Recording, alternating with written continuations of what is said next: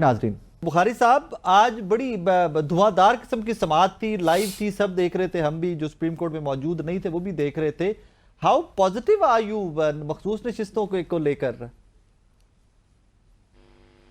دیکھیں یار، میں تو پولیٹیکل ورکر بھی ہوں، الیکشن بھی لڑا اور ایک وکیل بھی ہوں. بات یہ ہے کہ جو یہ سارا کے سارا بیسیکلی آج جو ہماری اسپیشل سیٹس جو چل رہی ہیں، اس کے اوپر جو کیس چل رہا ہے، یہ بیسیکلی ریویژن ہے، بلکہ ریویو ہے. انفیکٹ یہ ریویو ہے سپریم کورٹ کے پاس، اور ریویو میں ریاست علی آزاد صاحب بھی بیٹھے ہوئے ہیں، ہمارے بڑے اچھے پروفیشنل ہیں، سیزن پروفیشنل لائر ہیں.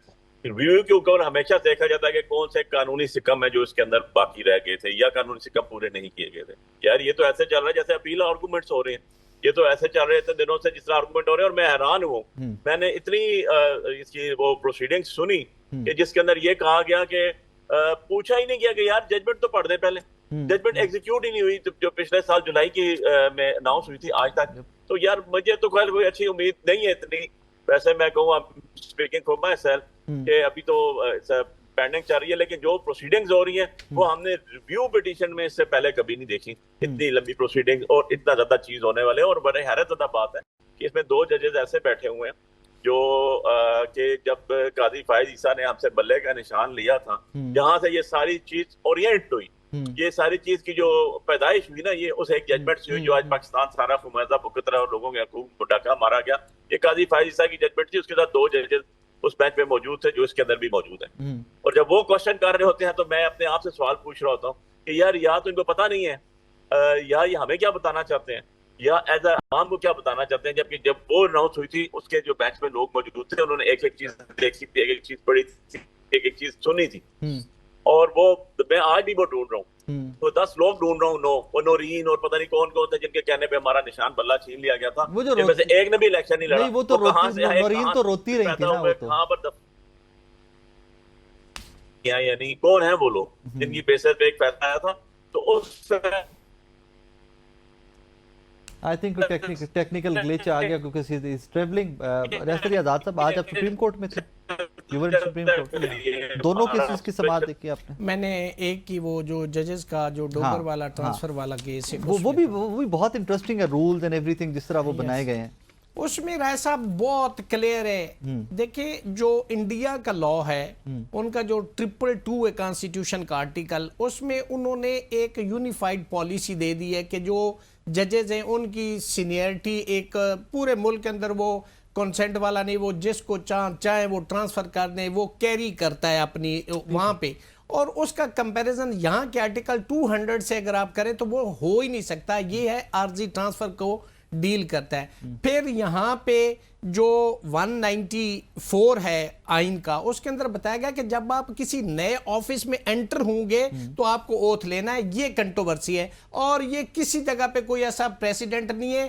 جتنے بھی آپ آرٹیکل دیکھ لیں کہ جی نئے آفس کے حوالے سے پریزیڈنٹ ہے، ان کی اوتھ آپ دیکھ لیں، پرائم منسٹر کا، ججز کا، اس کے اندر یہ پرووائڈڈ ہے کہ when you entered into new office you have to take a oath. تو وہ پروویژن اگر آپ اویل کرتے تو پھر آپ کو سینئرٹی میں باٹم پہ جانا پڑے گا. تو ڈوگر تو اس کورٹ اسلام آباد ہائی کورٹ کا جائے نہیں، تو یہ اس کے لیے نیو آفس تھا. تو جب نیو آفس میں انٹر ہوگا تو نیا حلف لینا ہوگا، تو پھر باٹم پہ چلا جائے گا. اور میری ذاتی رائے میں اس میں کوئی اتنا بڑی وہ نہیں ہے، بڑی ڈیٹیل میں آج آرگومنٹ ہوئے. اور میں سمجھتا ہوں کہ تمام لا ڈسکس ہوا، ججز کی سینئرٹی، پوسٹنگ،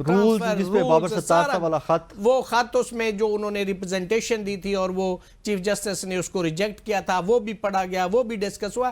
بڑی ڈیٹیل میں آرگومنٹ. آج تو خیر ریبٹل میں تھا، ادروائز کیس تو ان ڈیٹیل تمام وکلاء جو تھے پٹیشنر کونسل وہ تمام اس کو آرگو کر چکے ہیں. اور آج اے جی جو پنجاب تھے ایڈوکیٹ جنرل، وہ آگے آل آف سڈن جب ریبٹل اٹرنی جنرل بھی آرگو کر چکا ہے، ریبٹل بھی ہو گئی ہے اور ادھر سے بھی ریبٹل ہوگی، تو وہ لے کے آگیا کہ جی مجھے آرڈر 27 سی پی سی کے تحت مجھے بھی نوٹس دیا گیا. تو یہ میری ایک پٹیشن ہے اور میرا یہ اس نے ایک ہسٹری سبمٹ کی ہے کہ 1955 سے لے کے onward supreme court of Pakistan کے کتنے کیسز ہیں اور اس میں پوسٹنگ، ٹرانسفر، سینئرٹی اس کو کیسے ڈیٹرمن کیا گیا. تو وہ ایک انہوں نے دی.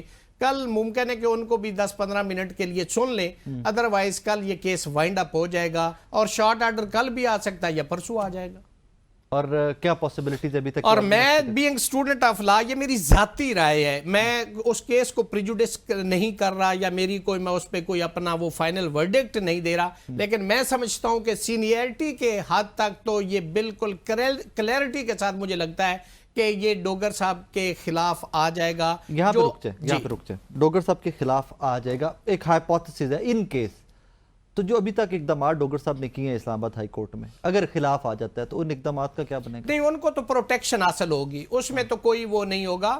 یہ ہے کہ اب چونکہ سپریم کورٹ آف پاکستان کی جو ججمنٹ آئے گی اس کا اسپیکٹ جو ہوگا یا ایفیکٹ ہوگا وہ پراسپیکٹیو ایفیکٹ ہوگا، اس ڈیٹ سے آنورڈ ہوگا، ریٹراسپیکٹیو ایفیکٹ اس کا نہیں ہوگا. تو میں سمجھتا ہوں کہ جو بقیہ ہوں گے وہ اسی طرح چلیں گے، اور پھر چلیں گے یہی ایکٹیو جو ایکٹنگ چیف جسٹس ہے نا، اب اس کو کنفرم چیف جسٹس لگانے کے لیے جوڈیشل کمیشن میں جانا ہوگا. جوڈیشل کمیشن پھر طے کرے گا، وہ 2 دن بعد ہوتا ہے، 2 سال بعد ہوتا ہے، وہ کیسے ہوتا ہے یہ آپ بھی دیکھیں گے، ہم بھی دیکھیں گے. تو جس طرح چل رہا ہے معاملہ ایسے ہی چلے گا. ہاں، پھر اگر جوڈیشل کمیشن کا پرماننٹ نہیں آتا تو پھر دیکھنا پڑے گا. اور اوتھ کے والے سے کیا سپریم کورٹ ہولڈ کرتی؟ کانسٹیٹیوشنل بینچ میں بھی تو لے جایا جا سکتا ہے نا. نہیں، تو یہ آئینی بینچ ہی سن رہا ہے نا.